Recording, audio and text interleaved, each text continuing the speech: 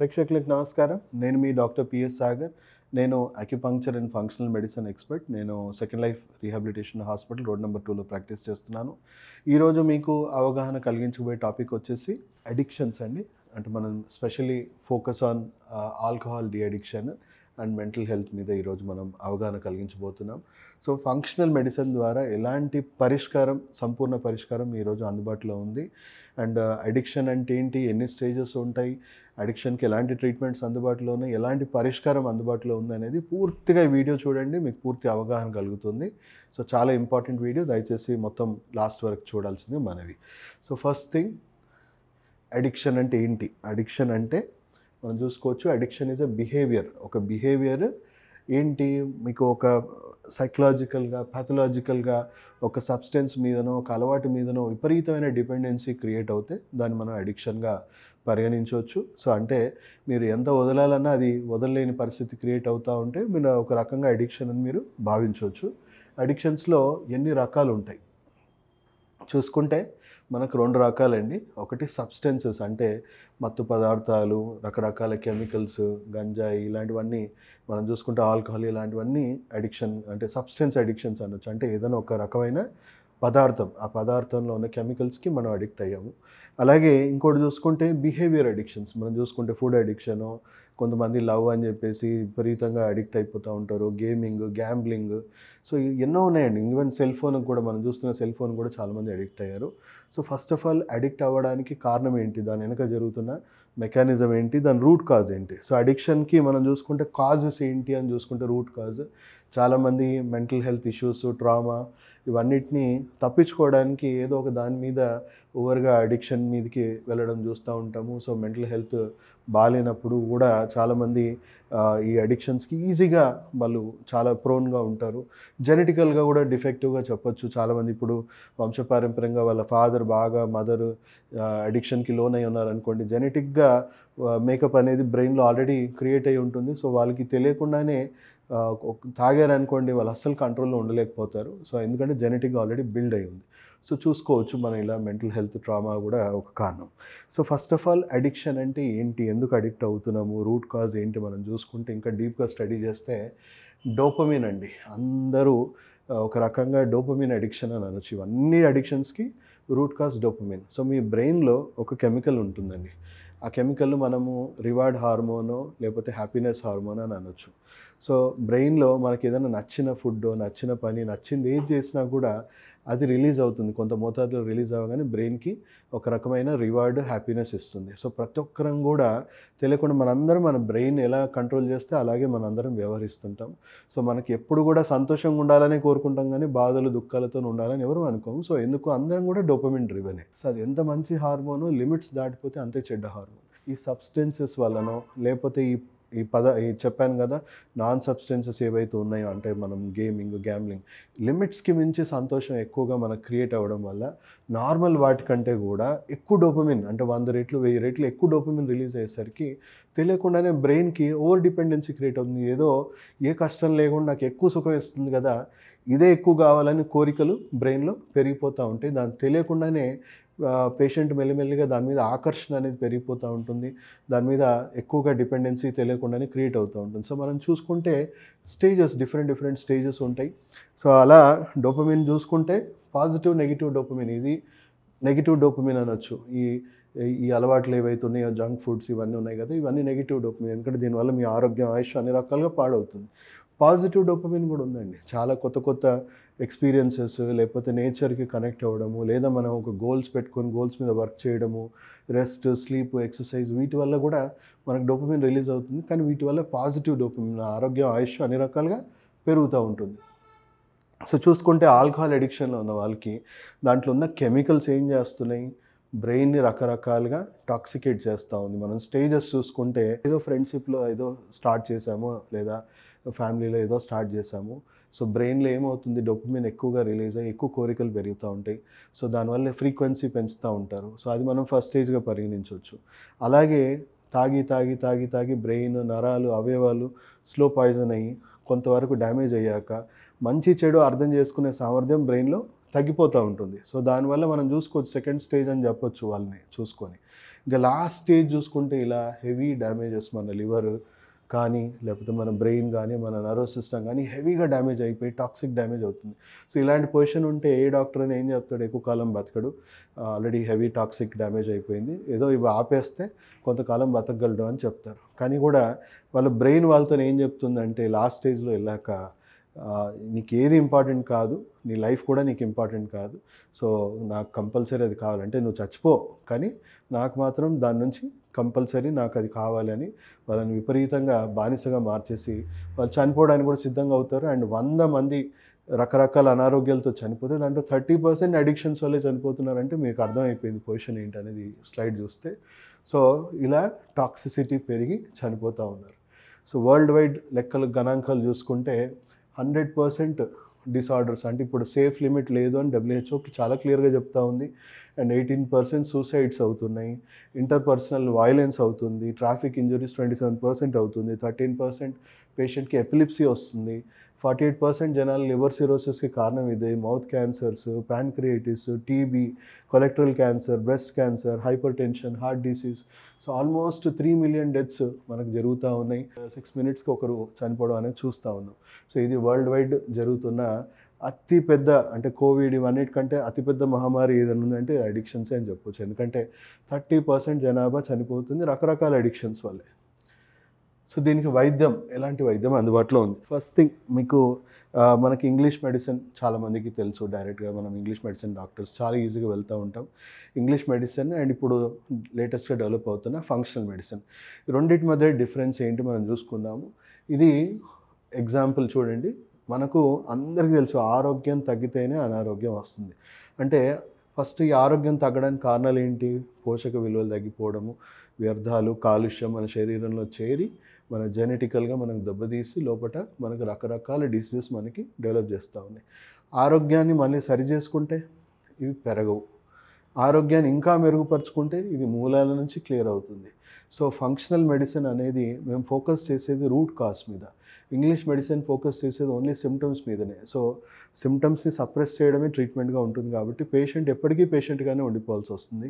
అదే ఈ ట్రీట్మెంట్లో పేషెంట్గా ఉండిపోవాల్సిన అవసరం లేదు, మూలాల నుంచే నయం చేసుకోవచ్చు. సో ఈ వైద్యం ఎలా పనిచేస్తుంది మనకి అనేది మీకు వివరంగా చెప్తాను. అండ్ మీకు మీ దృష్టికి తీసుకొస్తున్నాను, ప్రపంచ ఆరోగ్య సంస్థ వరల్డ్ వైడ్ ఈ వైద్యాన్ని చాలా ప్రోత్సహిస్తుంది. ఇప్పుడు సెకండ్ లీడింగ్ ప్రాక్టీస్, వరల్డ్లో 51% డాక్టర్స్ దీన్ని సపోర్ట్ చేస్తున్నారు. అండ్ మెల్లిమెల్లిగా ఇదే లీడింగ్ ప్రాక్టీస్గా అవుతుంది, ఎందుకంటే ఎలాంటి సైడ్ ఎఫెక్ట్స్, టాక్సిన్స్ అండ్ ఖర్చు పరంగా చూసుకున్న కంపేరిటివ్లీ చాలా చాలా ఎఫోర్డబుల్ అండ్ సైడ్ ఎఫెక్ట్స్ అంటూ ఉండవు. సో ఈవెన్ గవర్నమెంట్ కూడా దీనికి, సెంట్రల్ గవర్నమెంట్ కూడా చాలా రకాలుగా సపోర్ట్ చేసే ప్రక్రియ స్టార్ట్ అవబోతుంది. సో మనకి స్టేజెస్ చూసుకోవాలి వైద్యం పరంగా చూసుకుంటే. అర్లీ ఇంటర్వెన్షన్స్లో చాలామందికి అవేర్నెస్ ప్రోగ్రామ్స్ పెడుతుంటే కొంతమంది మారుతున్నారు, కొంతమంది అడిక్షన్లో వెళ్ళిపోయాక ఇంకా మారాలనే ఫీలింగ్స్ వాళ్ళు ఉండవు. సో అవుట్ పేషెంట్ సర్వీస్లో పేషెంట్స్ని కలుస్తూ ఉంటాం. సో మెజారిటీ మనం చూసుకుంటే మన ట్రీట్మెంట్కి అవుట్ పేషెంట్లోనే 95% పేషెంట్స్కి అవుట్ పేషెంట్లోనే అయిపోతుంది. వేరేస్ ఇంగ్లీష్ మెడిసిన్లో ఒక 30 to 40% అవుట్ పేషెంట్లో జరుగుతుంది ట్రీట్మెంట్. మనం చూసుకుంటే కొంతవరకు ఇన్పేషెంట్ పార్షియల్ హాస్పిటలైజేషన్ ఇంగ్లీష్ మెడిసిన్కి అవసరం పడుతుంది, మా దాంట్లో ఓన్లీ 5% పేషెంట్స్కి అవసరం పడుతుంది. అండ్ రెసిడెన్షియల్ ఇన్పేషెంట్ సర్వీసెస్ దాదాపు అవసరం లేదు మన వైద్యంలో. And medically managed intensive cases అనేది మన దాంట్లో అవసరమే లేదు, మనం ఈ స్టేజ్లోనే అందరినీ క్లియర్ చేసేసుకోవచ్చు. ఆల్మోస్ట్ చూసుకుంటే మన దగ్గరకు వచ్చే పేషెంట్స్లో 80% పేషెంట్స్ వాళ్ళు హాస్పిటల్కి రావడానికి సిద్ధంగా ఉండరు, వాళ్ళు ఎలాంటి వైద్యానికి కూడా కోఆపరేట్ చేయరు, విపరీతమైన ఈగోయిస్టిక్ పర్సనాలిటీస్ ఉంటాయి. సో అలాంటి వాళ్ళకి మనం పేషెంట్కి తెలియకుండానే వైద్యం ఇవ్వడం జరుగుతూ ఉంటుంది. సో పేషెంట్ కేర్ టేకర్స్ని వాళ్ళ పూర్తి హెల్త్ ప్రొఫైల్ తీసుకొని రమ్మని చెప్తాము, వాళ్ళ మెంటల్ హెల్త్, ఫిజికల్ హెల్త్ని అర్థం చేసుకొని వాళ్ళకి ఒక టైలర్ మేడ్ మనము ప్రోగ్రామ్ అనేది వాళ్ళకి ఇవ్వడం జరుగుతుంది. సో హార్మ్లెస్ మెడిసిన్స్ అంటే ఎలాంటి సైడ్ ఎఫెక్ట్స్ లేని మెడిసిన్స్, ట్రీట్మెంట్స్ సజెస్ట్ చేయడం జరుగుతుంది. సో ఇలాంటి మంచి ఆరోగ్యకరమైన ఔషధ మొక్కలు ఏవైతే శాస్త్రీయంగా నిరూపితమైనాయో ఆ మొక్కలవి పదార్థాలు ఇస్తాం. అనుకోకుండా ఇంట్లో చిన్నపిల్లలు తిన్నా ఏం కాదు, పెద్దవాళ్ళు తిన్నా ఏం కాదు. సో పేషెంట్కి మెల్లిమెల్లిగా త్రూ ఫుడ్ అండి, త్రూ వాటర్, త్రూ జ్యూసెస్ మెల్లిగా ఫుడ్ ద్వారా ఇండ్యూస్ చేయమని చెప్తాము. సో పేషెంట్కి టేస్ట్, రంగు, రుచి ఏది మారదో తెలిసే అవకాశం కూడా లేదు మేము చెప్పిన పద్ధతిలో చేస్తే. సో వితిన్ 15 to 25 డేస్లోనే పేషెంట్ ఎక్స్పీరియన్స్ ఏమవుతాడు, బ్రెయిన్లో ఆ డోపమిన్ అడిక్షన్ ఏదైతే ఉందో బ్రెయినే రివర్స్ ఫీలింగ్ స్టార్ట్ చేస్తుంది. నాకు దీని నుంచి వచ్చే డోపమిన్ నాకు అవసరం లేదు, నాకు వద్దు, తగ్గించు అని చెప్పేసి రివర్స్ ఇన్స్ట్రక్షన్ స్టార్ట్ చేస్తుంది. ఆయన బలవంతంగా తాగాలని ప్రయత్నం చేస్తే కొంచెం 1 or 2 times మేబీ వామిటింగ్స్ కూడా అవ్వచ్చు. తర్వాత అప్పటి నుంచి బ్రెయిన్ మార్పు అనేది స్టార్ట్ అవుతుంది. సో బ్రెయిన్లో ఎలాంటి మార్పు స్టార్ట్ అవుతుందంటే 1 to 4 months లోపే, ఫస్ట్ మంత్లోనే 50% కంట్రోల్ వచ్చేస్తుంది, second month 70%, third month 90%, fourth మంత్లో కంప్లీట్ డీ అడిక్షన్, అంటే ఫిజికల్గా వాళ్ళు దాని నుంచి ఆ మత్తు పదార్థం నుంచి కంట్రోల్కి వచ్చేస్తారు. అండ్ సెకండ్ స్టేజ్ వచ్చేసి రీహాబిలిటేషన్ స్టేజ్. అంటే రీహాబిలిటేషన్ అంటే పేషెంట్ని తీసుకెళ్ళి ఒక రూమ్లో బంధించడం కాదండి, ఎలాంటి బంధింపులు చేయాల్సిన అవసరం లేదు, ఎలాంటి అట్మాస్ఫియర్లో ఉన్నారో, ఎలాంటి ఫ్రెండ్షిప్లో ఉన్నారో, ఎలాంటి ఫ్యామిలీలో ఉన్నారో అక్కడే మారాలి, అక్కడే మార్పు చెందాలి పేషెంట్. సో పేషెంట్కి ఏమవుతుంది, ఇంకా రీహాబిలిటేషన్ ఒక 2 months, 3 months, 6 months, 8 months, 10 months వాళ్ళ కండిషన్ బట్టి, క్రానిక్నెస్ బట్టి రీహాబిలిటేషన్ ట్రీట్మెంట్ చెప్తాం. రీహాబిలిటేషన్ పీరియడ్లో పేషెంట్ ఎలాంటి తాగడం చేయడం అనేది ఏమి ఉండదు. బట్ పేషెంట్లో ఆ ఫీలింగ్స్ అనేవి రోజు రోజుకి తగ్గాలి. అంటే మధ్య మధ్యలో వాళ్ళకి ఆ కోరికలు వస్తూ ఉంటాయి, ఆ కోరికలను అది కంట్రోల్ చేస్తూ ఉంటుంది, దాని మీద ఫీలింగ్స్ అనేది బాగా తగ్గిస్తూ ఉంటుంది, దాని మీద అసహ్యం కలిగేలాగా చేస్తూ ఉంటుంది. ఇంకా లాస్ట్ స్టేజెస్లో అయితే దాని మీద ఉన్న ఆశ చచ్చిపోవడం స్టార్ట్ అవుతుంది. అంటే బ్రెయిన్ ఇంకా ఆలోచన చేయడం కూడా ఆపేస్తుంది, దాని మీద పూర్తిగా దాని మీద ఉన్న ఆశ చంపేసుకుంటుంది. ఒక స్టేజ్ వచ్చాక ఎవరు ఎంత ఫోర్స్ చేసినా కూడా వాళ్ళకి తాగాలనే కోరిక వాళ్ళలో పుట్టదు. సో అలాంటి స్టేజెస్లో పేషెంట్ పూర్తిగా ఎంత ఫోర్స్ చేసినా కూడా తాగే పరిస్థితి క్రియేట్ కాదండి. సో అందరికి కూడా జస్ట్ కంట్రోల్ స్టేజే కాదు, రీహాబిలిటేషన్ కూడా ప్రాపర్గా జరిగేదాకా మెడిసిన్స్ కంటిన్యూ చేయమంటాం. అండ్ 20% పేషెంట్స్ మా దగ్గరికి వస్తారండి. సో వాళ్ళు పాపం వాళ్ళకి రియలైజేషన్ ఉంటుంది, కానీ వాళ్ళు బయటపడలేకపోతున్నాం అని చెప్పేసి బాగా ఇబ్బంది పడుతూ ఉంటారు. ఆపేస్తే వాళ్ళకి ఎపిలిప్సో లేకపోతే రకరకాల ట్రెమర్సో, ఫిజికల్గా విడ్రాల్ సిమ్టమ్స్ ఇవన్నీ ఇబ్బంది పడుతూ ఉంటారు. సో వాళ్ళకి ఇలాంటి హార్మ్లెస్ ట్రీట్మెంట్స్ ఆల్రెడీ శాస్త్రీయంగా నిరూపితం అయిపోయింది. సో డైరెక్ట్ని బ్రెయిన్ని కంట్రోల్ చేసే అక్యుపంక్చర్ ప్రోటోకాల్స్ ఉన్నాయి, దాన్ని నాడా ప్రోటోకాల్ అంటారు. ఇది ఆల్రెడీ పబ్లిష్డ్ జర్నల్స్ ఉన్నాయి దీని మీద. సో మనము చెవి అనేది బ్రెయిన్కి ఎక్స్టెన్షన్ అండి. సో చాలా కీలకమైన నాడీ వ్యవస్థ మన చెవిలో ఉన్నాయి. వాటిని స్టిమ్యులేట్ చేయడం వల్ల డోపమిన్కి యాంటీగా ఉండే అంటే మంచి మంచి న్యూరో కెమికల్స్ ఏవైతే ఉన్నాయో, సెరటోనిన్, మెలటోనిన్, ఆక్సిటోసిన్ ఇలాంటివన్నీ రిలీజ్ అయ్యేసి పేషెంట్కి ఉన్న స్ట్రెస్, యాంగ్జైటీ, నెగిటివ్ ఇంపాక్ట్ కానీ, సబ్స్టెన్స్ అబ్యూస్ సంబంధించిన ఏవేవి ట్రామా అవన్నీ ఫీలింగ్స్ దాని మీద పోవడము, విడ్రాల్ సిమ్టమ్స్ తగ్గిపోవడము, అండ్ తొందరగా కోలుకోవడం, బ్రెయిన్ నుంచే తొందరగా సిగ్నల్స్ దానికి యాంటీగా రావడము, డోపమిన్ కంట్రోల్ అనేది తగ్గిపోతుంది. సో ఇక్కడ అంత ప్రాబ్లం ఏంటంటే డోపమిన్ అడిక్షన్, రకరకాల సోర్సెస్ నుంచి వచ్చే ఆ డోపమిన్ని మనము దాని క్రేవింగ్స్ని కంట్రోల్ చేసేస్తే సరిపోతుంది. సో అలా పేషెంట్కి తెలిసి కూడా చేయొచ్చు, చాలా అద్భుతంగా వాళ్ళ ఫిజికల్ హెల్త్, మెంటల్ హెల్త్ మనం పూర్తిగా కోలుకునేలాగా చేయొచ్చు. అండ్ ఈ తెలియకుండా కూడా మనం చెప్పాలంటే కొన్ని వందల మంది, వేల మంది పేషెంట్స్, ఇప్పటికే మోర్ దెన్ 75,000 పేషెంట్స్ మనము రీహాబిలిటేషన్ సెంటర్ నుంచి మనం క్యూర్ చేసాం. కొన్ని ఊర్లే మానేశారు. అండ్ వాళ్ళు చాలామంది మనం చెప్పాలి అంటే వాళ్ళకి అక్కడ ఎక్కడ ఈగో కూడా హర్ట్ అవ్వలేదు, ఎందుకంటే వాళ్ళకి తెలియదు, ఇప్పటికి కూడా తెలియదు, వాళ్ళకి ఎలాంటి ఫీలింగ్స్ లేవు, నేనే మానేశాని చాలా హ్యాపీగా బతికేస్తున్నారు. సో అలా సేఫ్గా ఈ ట్రీట్మెంట్ని మనం ప్రతి ఒక్కరికి ఇండ్యూస్ చేయొచ్చు. కంపల్సరీ నేను గైడెన్స్ ఒక్కొక్క పేషెంట్కి హ్యాండ్ హెల్డ్ గైడెన్స్ అనేవి ఇస్తాము. సో ఆన్లైన్ కన్సల్టేషన్స్ కూడా ఉంటుంది, డైరెక్ట్ కూడా వస్తే ఇంకా మంచిది హాస్పిటల్కి, ఎందుకంటే పూర్తి అవగాహనతో చేస్తే ఇంకా మంచి వైద్యం అనేది మీకు దొరుకుతుంది. సో దయచేసి ఈ వీడియో అందరికీ షేర్ చేయండి. సో ఇలా సెరటోనిన్ ఇవన్నీ న్యాచురల్ హెల్తీ కెమికల్స్ని మనం పెంచుతూ ఉంటాము. కార్టిసాల్ లాంటి నెగిటివ్ హార్మోన్స్ని బాగా కంట్రోల్ చేస్తూ ఉంటాం. సో సెకండ్ లైఫ్ రీహాబిలిటేషన్ హాస్పిటల్లో ఈ వైద్యానికి సంబంధించింది పూర్తిగా అందుబాటులో ఉంది, ఎక్స్పీరియన్స్ ఉంది, ఎక్స్పర్టైజ్ ఉంది. అండ్ ఇది అప్కమింగ్ పెద్ద ఎత్తున ఇది డెవలప్ అవ్వబోయే ట్రీట్మెంట్. అండ్ దీన్ని మేము ఎప్పటి నుంచో గ్రహించి ఈ వైద్యాన్ని మేము ఎప్పటి నుంచో డెవలప్ చేస్తూ ఉన్నాం. సో దయచేసి ఈ వీడియో ప్రతి ఒక్కరికి, అడిక్షన్తో బాధపడుతున్న ప్రతి ఒక్క పేషెంట్కి, ప్రతి ఒక్క ఫ్యామిలీకి మీరు షేర్ చేసి వాళ్ళకి ఈ వీడియో ద్వారా వాళ్ళకి ఎంతో కాన్ఫిడెన్స్ అనేది వాళ్ళు క్రియేట్ అవుతుంది, వాళ్ళ జీవితం మీద ఆశ కలుగుతుంది. సో దయచేసి ఈ వీడియోని ప్రతి ఒక్కరు షేర్ చేయాలని కోరుకుంటూ సెలవు తీసుకుంటూ మీ డాక్టర్ సాగర్. నమస్కారం సార్, మీ పేరండి? నా పేరు శ్రీనివాసమూర్తి గారు. సార్ మీరు సెకండ్ లైఫ్ హాస్పిటల్ ఎందుకు అప్రోచ్ అవ్వడం జరిగింది సార్? అంటే నేను ఈ మెడికల్ ఫెటర్నిటీలోనే చాలా సంవత్సరాల నుంచి ఉన్నాను సార్. నాకు సుమారు ఒక 70-80 వేల మంది డాక్టర్లు కూడా పరిచయం ఉన్నారు. కానీ ఈ పర్టికులర్ ఈ టైప్ ఆఫ్ దీనికి కేసుకి ట్రీట్మెంట్ కోసం చెప్పిన ఎవరిని రిలై కావాలో ఎవరి దగ్గర తీసుకోవాలో నాకు అర్థం కాలేదు. కొంతమంది ఎంక్వైరీ చేసిన మీదట మీ అడ్రస్, మీ కాంటాక్ట్ నెంబర్ అన్నీ ఇచ్చారు. అయినప్పటికీ కూడా నాకు సెమీ హార్టెడ్గానే మీ దగ్గరకు వచ్చాను సార్ నేను. ఎందుకంటే దీనికి సరైన సొల్యూషన్ దొరకదో అనే ఒక దీంతో డౌట్ తోటి వచ్చాను. వచ్చి కలిసి మీ ప్రొఫైలు తెలుసుకున్న తర్వాత మీరు మాట్లాడే విధానాన్ని బట్టి మీకున్న కొంచెం ఇంటర్నల్ నాలెడ్జ్ కూడా somehow I was impressed sir చెప్పాలండి. ఎందుకంటే ఈ ఎనాటమీ, ఫిజియాలజీ, ఈ ఫార్మకాలజీలో నేను I have seen the ends of it యాక్చువల్గా చెప్పాలంటే. కానీ ఇక్కడ ఉన్న నాకు కావాల్సింది ఏంటంటే ఇప్పుడు ప్రస్తుతం మా అబ్బాయి కేసులో ఎంతవరకు నాకు ఫేవరబుల్, హెల్ప్ఫుల్గా ఉండగలుగుతారనే ఒక డౌట్తో వచ్చాను. నాకు మిమ్మల్ని చూసి కలిసి మాట్లాడి తెలుసుకున్న తర్వాత కొంతవరకు నాకు సాటిస్ఫాక్షన్ కలిగింది సార్. అందువల్ల ట్రై చేద్దాం అనుకుని వచ్చాను. మీరు ఒక 4 రోజులు మందులు ఇచ్చారు. అవి క్రమం తప్పకుండా వాడుతూ మేము గమనిస్తూ చాలా I was very keen sir to observe his changes, positive changes ఉన్నాయా లేవా అని చెప్పి కీన్గా అబ్జర్వ్ చేస్తూనే ఉన్నాను.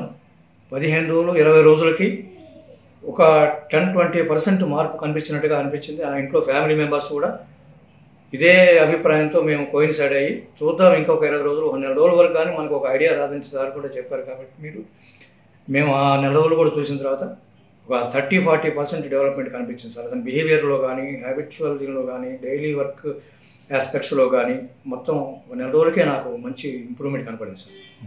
ఆ తర్వాత మీ దగ్గరికి వచ్చాను. మళ్ళీ కంటిన్యూషన్ ఆఫ్ ద మెడికేషన్ ఒక 30 days తీసుకున్నాను. వచ్చి మీతో మాట్లాడి ఉన్న డెవలప్మెంట్స్ మీకు చెప్పిన తర్వాత మీరు ఇచ్చిన ఫర్దర్ కంటిన్యూషన్ కోర్సు కూడా ఇప్పుడు ఈ 1 month కూడా వాడిన తర్వాత నాకు 60-70% వరకు మంచి రిజల్ట్స్ పడింది సార్. ఆల్మోస్ట్ నాకు ఎదురుగా కనబడట్లేదు కానీ ఆ ఆల్కహాలిక్ ఇది టింజి తీసుకోవాలనేది అతని దగ్గర కనపడుతున్నట్టుగా లేదు నాకు. నేను అడిగాను అతన్ని కూడా, ఏరా మరి ఇది లేకుండా ఉండటం కష్టం కాదు, ఇంత అలవాటు అయిన తర్వాత నువ్వు ఎలా ఉండగలుగుతున్నావు, ఏమిటి నువ్వు ట్రై చేయలేదా అని చెప్పి అడిగితే బలవంతం చేసిన తర్వాత చేశాను డాడీ 2-3 సార్లు, కానీ నేను తీసుకోవాలని ఇది కనపడలేదు నాకు. ఎవర్షన్ కొంచెం అవసరం లేదన్నట్టుగా వచ్చి నేను బయట పారబోసాను కూడా సంఘటన ఉన్నాయి 2-3 సార్లు అని చెప్పాడు సార్. మరి ఎంతవరకు నిజమో తెలియదు కానీ ఇప్పుడు మాత్రం 90% ఆల్కహాల్ జోలికి వెళ్ళలేదు. అంతవరకు నాకు కన్ఫర్మ్గా చెప్పగలను. ఇప్పుడు వచ్చి మీ దగ్గర ఈ మెడికేషన్ తీసుకుని ఇది కూడా ఒక 4 రోజులు వాడిన తర్వాత ఎలా ఉంటుందో మీకు నేను ఫేవరబుల్గా ఇంకా బాగా అతను బిహేవియర్లో కానీ ఇన్నాడు అసలు జాబ్ కూడా మానేసి 10 lakhs ఇది సార్ అతనిది ప్యాకేజ్, 10 lakhs ప్యాకేజ్, అది కూడా అతను వదిలేసి వచ్చి ఇప్పుడు నేను మంచి జాబ్లో కానీ లేకపోతే ఏదైనా చిన్న బిజినెస్ దీనిలో కానీ పెట్టి నా మైండ్ని డైవర్ట్ చేసుకుని నా యాక్టివిటీస్ని ఇలాగా డెవలప్ చేసుకుని ఉందాం అనుకుంటున్నా అని చెప్పి నాకు ఫోర్స్ ఎక్కువ అవుతుంది సార్. Wonderful sir, wonderful. ఈ చేంజెస్ వల్ల నేను ఈ మెడికేషన్ నాకు చాలా ఇది చేసింది చెప్పి నేను ఖచ్చితంగా నమ్మగలుగుతున్నాను సార్. నేను ఈ మెడికేషన్ కూడా వాడి ఫర్దర్ ఇంకొక 1 month కూడా వాడి దాని తర్వాత మొత్తం అప్డేట్ చేసి మీ దగ్గరికి వచ్చి మీ సహాయం కంటిన్యూ తీసుకుంటాను కోరుకుంటున్నాను sir. Thank you sir, thank you for wonderful. నమస్కారం సార్.